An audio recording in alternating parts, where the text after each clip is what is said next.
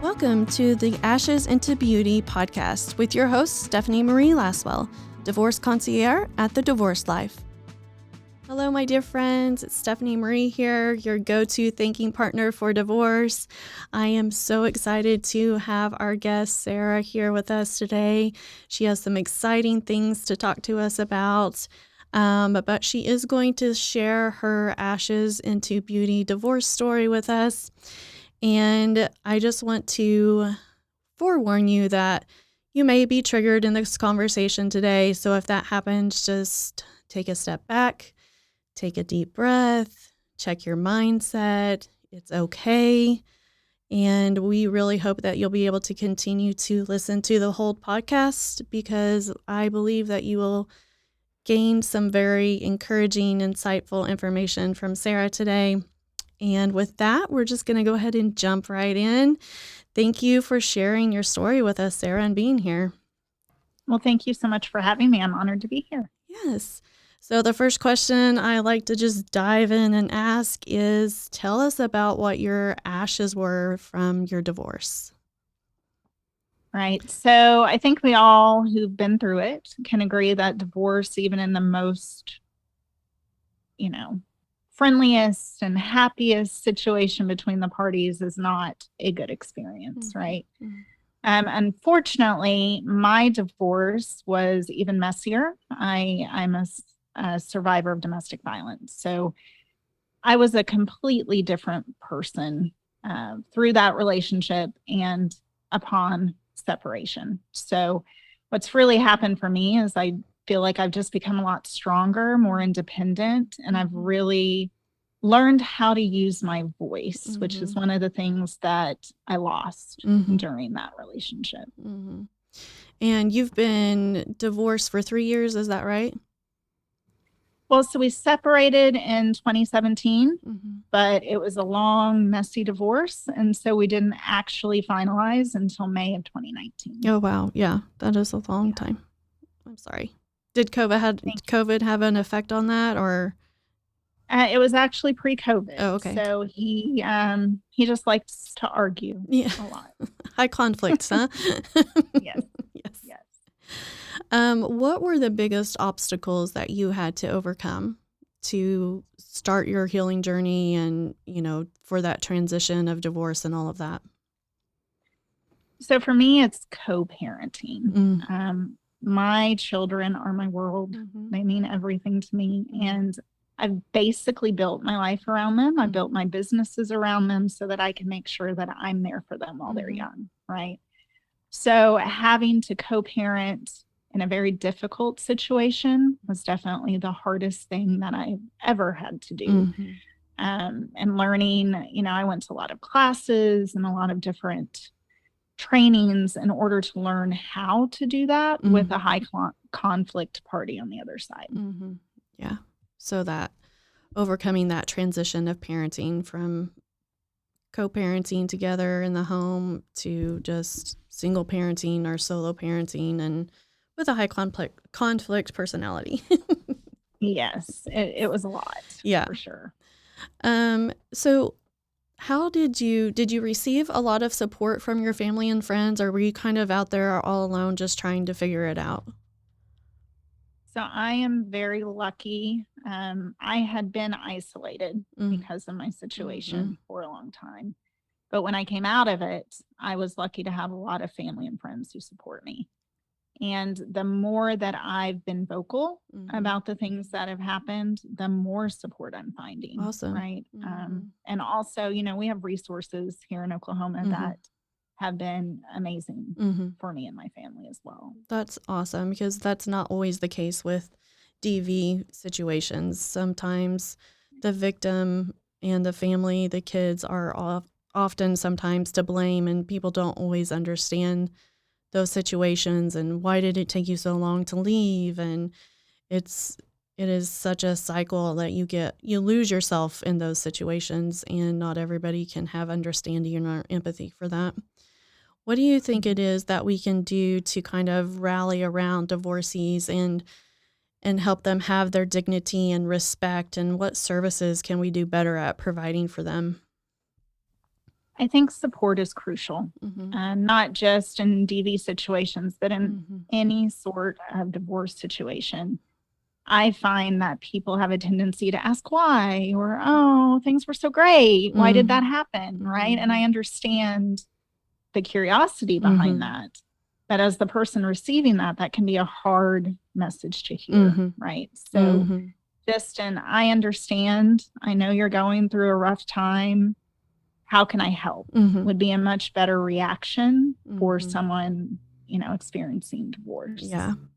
And I find sometimes when people would ask me how can I help? I didn't always know.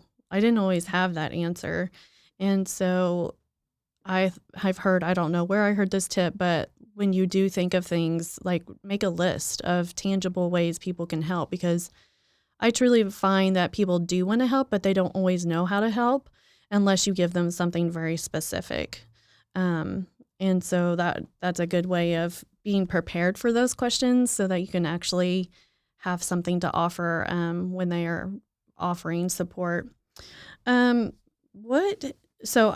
been following you for a while on Facebook, and so I know that you have a romantic relationship happening, and I'm watching that blossom. And so what dating advice do you have for those that are coming out of divorce? Well, first of all, I would say don't write people off. Get to know someone, talk to them. Just because they look different on a dating app or on Facebook, at least give them the opportunity to have a conversation, right? Definitely do background checks. Yes. I've had some interesting situations come up in my dating life where people gave me names that actually were not their real name. Wow. They were going by their middle name or something. And it popped up whenever we were at dinner. And then I go run their background check, and they have assault. They have domestic violence. They had drug charges. I mean, obviously, that's why they didn't give me their first name, right? So just be very aware of who you're going out with and look for red flags. Don't continue to pursue something if your gut tells you not to. Yes. Just let it go. That was the hardest thing for me, I think, was learning to trust my gut instinct, because I feel like we're told a lot, oh, that's not a big deal, right? Everything's downplayed. So that was the hardest thing for me, was learning to trust my gut. But I also found when I did trust my gut, I would find out later exactly why it did what it did. Yeah. Right? Yes, for sure. Especially women. We have that natural intuition as a gift that God gave us. And so we definitely need to be following through with that. What resource do you recommend for our listeners to go check out for those background checks? So if you're in Oklahoma, the good thing about our system is it's very public. There's a site called www.osc as in cat, N as in Nancy.net. And you can just look a person up by their name and find, records for them if they've been in Oklahoma. Now, if they haven't been in Oklahoma, or they just moved here, there are other ways to approach that. You might have to do an actual background check. But I mean, it never hurts to start on OSCN and just make sure that there's not something dangerous in their background. Right. Yeah, that's an awesome resource for anybody to go check out first. And then as far as helping your kids transition, you mentioned that they are your world. How have you found that you were able to help them transition in the best ways possible, even though you were kind of in this conflict of this co-parenting situation? What have you been able to find for them? What resources, or how have you been able to help them manage all of this change? Yeah, so my kids are in a situation now where their dad has completely suspended visitation and cannot contact them, which has been beneficial for us. But prior to that, I just worked very, very hard to make sure that they were in a completely different environment in my home than in their father's. But I also made sure that they understood what their boundaries and expectations were. They've also been to a lot of counseling. And we've reached out the school. We're lucky to be in a good, school that helps us a lot with individualized plans and specialized needs. So really, I've grabbed any resource that I can get my hands on to help them. And Palomar, if you're in the Oklahoma County area, is a really great resource for domestic violence situations as well. Yeah, it's amazing. Yeah. Yeah. It was a godsend for me. So. Oh, yeah. Well, and I don't know if you're aware, but they have self-worth classes and parenting through self-worth classes that teach you the TBRI method, which I found to be just amazing with my kids when we were experiencing our situation. Yeah, so. That is awesome. I mean, they're like a one-stop, like go there first. Like, oh, absolutely. First stop, yeah. And take advantage of everything they offer. Yeah. Don't turn anything down. Yes, for sure. Yeah. And so what is like one thing that you would like for our listeners to take away from our conversation today? I would like everyone to realize that when you're going through something difficult, it feels really overwhelming at that moment, but it's just a season. So keep pushing through, keep fighting, and know that you're going to come out the other side better for it and stronger. Yeah, absolutely. This isn't going to last forever. Right. Yeah, it's rocky in the beginning, very uncertain. You're probably overwhelmed with a lot of things. But if you keep pushing towards that life that you want, like you've been able to create a beautiful story out of your ashes, right? Absolutely. Yeah. And also, don't be afraid to ask for help.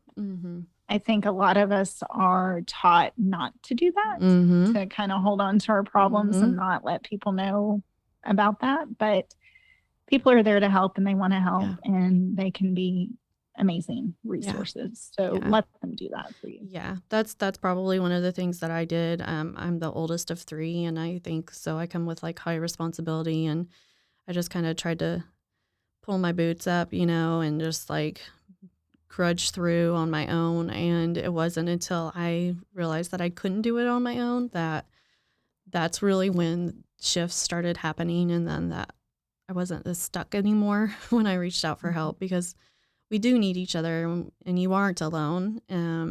Everybody that's gone through a divorce, which is about half of us, at least once, if not twice, like me, you don't have to do it alone. There's lots of people that are going to show you compassion and love and cheer you on as you get through your divorce journey. So what would you say was the most beautiful thing that has come out of your divorce? So being on the other side of it, just really being able to be myself. I care a lot less about what anyone thinks. I have purple hair. I wear leather jackets. I don't care. Yeah. So just being secure in who I am, knowing my strength, and also, I mean, you mentioned, I am in a relationship, being able to find happiness and healthy love. It's just a whole different ball game. My life is way happier now than it was. It's amazing. Then. Well, congratulations. I'm so happy to hear that beautiful story. And it is fun to watch, just not in a creepy way, but in a happy for you way. Well, thank you. I appreciate it. So tell us your exciting news. What's going on besides all of that? Well, I have a book that came out today. So I'm super excited about that. I've been writing it 5 years now. It's been about my journey. And whenever I came out of my situation, I'm the person who strives to understand why things happen. So I do a lot of research. I go to trainings. I do all the things. So what I wanted to do was put together this book that was not only my experiences, but how to avoid that situation, what to look for, or importantly as well, how to get out of a domestic violence situation safely if you do find yourself in one. So really the point behind my whole book was to have a resource available for victims or someone who's new to the dating scene or whatever it may be, so that they can avoid domestic violence altogether, because there are signs that I didn't recognize when I was, 22, 23, and I got in the relationship. And so if you have that knowledge, it's power. Right.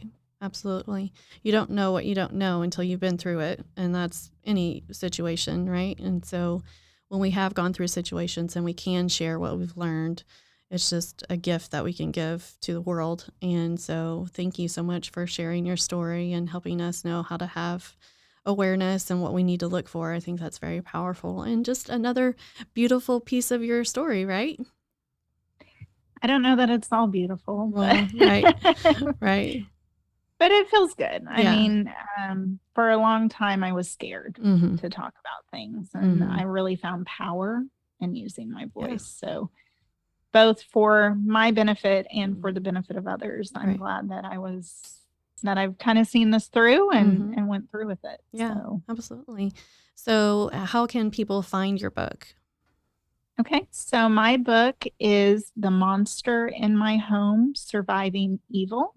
And it's on Amazon. You can just Amazon search that. I almost said Google.